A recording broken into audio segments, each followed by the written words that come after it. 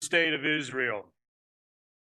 Avinu, Avinu, Sheba Shamayim, Zu Israel v'golo. Avinu, Avinu, Sheba Shamayim, Zu Israel v'golo.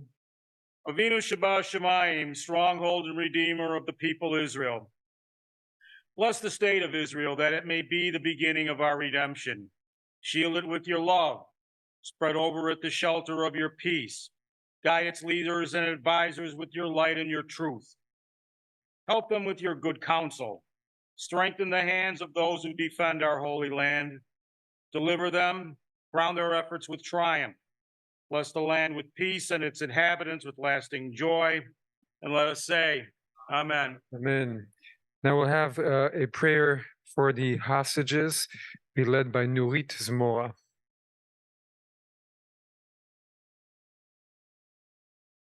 Sheberach. May he who blessed our ancestor Abraham, Isaac and Jacob, Joseph, Moses and Aaron, David and Solomon, bless, protect and guard the member of Israel Defense Forces missing in action or held captive, and other captive among our brethren, the whole house of Israel, who are in distress or captivity, as we, the member of this holy congregation, pray on their behalf. May the Holy One, blessed be He, have compassion on them and bring them out from darkness and the shadow of death. May He bring their bonds, deliver them from their distress, and bring them swiftly back to their family embrace. Give thanks to the Lord for His loving kindness and for the wonders He does for the children of man. And may there be fulfilled in them the verse, those redeemed by the Lord will return. They will enter Zion with singing, and everlasting joy will crown their heads. Gladness and joy will overtake them, and sorrow and sighing will flee away. And let us say, Amen.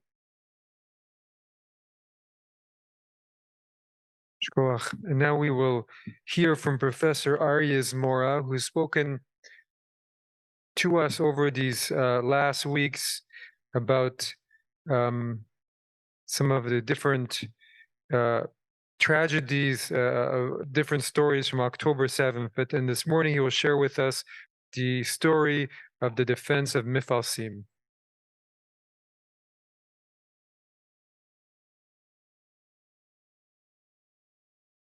Boker Tov. The story I recorded are conversation I conducted with people in Kfar Aza and Mefalsim. In this tragedy of the pogrom, the people who suffered most were the kibbutzim, members of the kibbutzim along the Gaza borders. Most of them are people who belong to the progressive wing of the Israeli political spectrum, people who supported peace activities. I'm going to share with you two stories of them, people that I know in person and spoke to them over the last several days. The first one is Alon Kotler. He is a documentarian who documented the life of Bedouins in the Negev all his life. So here is what he says. Resident of Kibbutz Kfar Aza, was in the Mamad, that's the safe room, the fortified safe room, in his house in a neighborhood consisting of one-bedroom homes. A lone neighborhood was not targeted by the terrorists because it is so small. A lone reason that the Hamas terrorists targeted large households so they could kill large families. When a lone older daughter, 9-year-old, was staying with her aunt and cousins in a different area of the kibbutz, Alon was worried. He had good reason to be, because in that household there were 4 adults and 8 children, ranging from ages 5 to 14 years old. At 9 a.m., Alon's daughter sent a text to her father, "Dad, help! They are banging on the mamad door." Elon called the Israeli emergency numbers, but received no response. Elon was thinking the unthinkable, that he lost his daughter.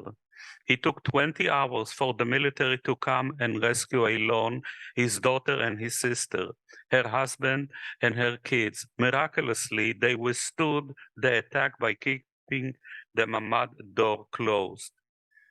The other story is of her sister. I wrote this article in the American Jewish World, and I use a pseudonym.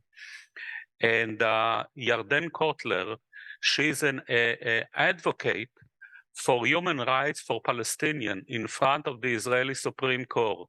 And because of that, I use a pseudonym to describe her, and she is named in this article as Yifat. Her story is even more frightening. Yifat was hiding with her husband and 4 children, ages 5 to 13, in the mamad. The terrorists entered the home, but were unable to breach the mamad doors. Instead, they set fire to the house. Smoke filtered into the safe room. As Yifat recounted her story to me, her voice quivered. I was thinking the unthinkable, as rescue was not coming. Is it better to die of smoke inhalation, give up and be murdered, or become prisoners of Hamas, or maybe take our own lives and spare our kids' agony? Wasn't this what happened in the Shoah? The IDF rescued Yifat and family at 2 a.m. on October 8th, 20 hours after the first code red siren.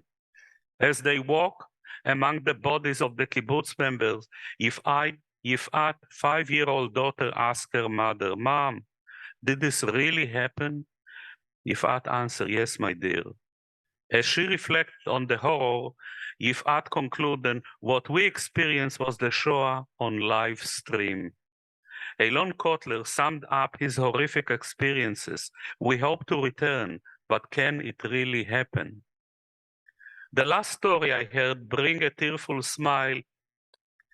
This happened in Kibbutz Mefalsim. In contrast to the horrific narrative described so far, Alon Schuster, you remember him, you saw him on Yom Kippur, recounted to me the uplifting story of Noah and Noam from nearby Kibbutz Mefalsim. Noam left home at dawn of October 7 to work. Suddenly, the code red siren was heard, and Noam, still on the road, texted his 9 months pregnant wife, Noah. "I'm coming to you, don't worry." Noah recounted what happened next. "It was the most difficult moment. The love of my life departed from me on the phone with the words, 'Noah, forgive me, I have been shot.' I scream at him, 'You stay alive. Urgently get out of the car and look for help.' Luckily, a military jeep stopped by and an officer put Noam in the back seat. The jeep drove on, but came under a barrage of gunfire at the Sderot juncture. The military officer was wounded and disappeared. At that moment, Noam's cell phone went silent.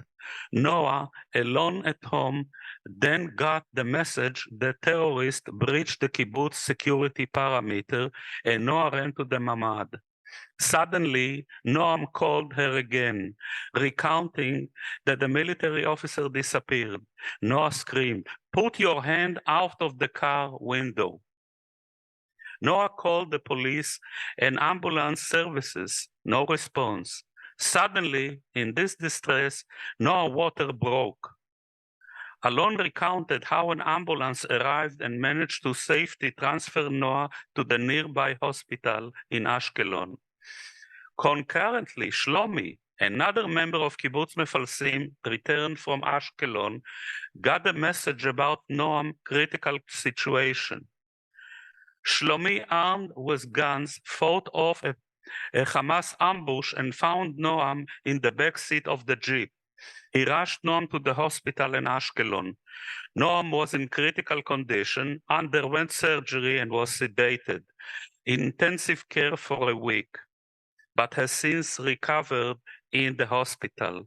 Noam was pictured last Friday hugging his newborn baby girl. The wounded officer who saved Noam is unfortunately among the 300 missing persons, soldiers and civilians, whose whereabouts are still unknown. Horrible.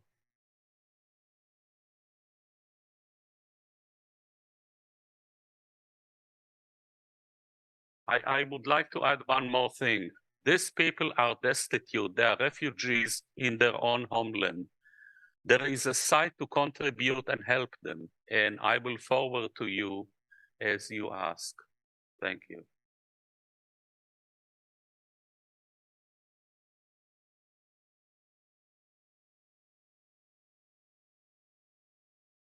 It's important to keep returning and remembering what happened and think of all those affected and sending our love and prayers and anything else we can to help them. Please rise for a tikva. We're on page 448 if you'd like to follow along. כל עוד בלב אבימה נפש יהודי הומייה ולפתח מזרח קדימה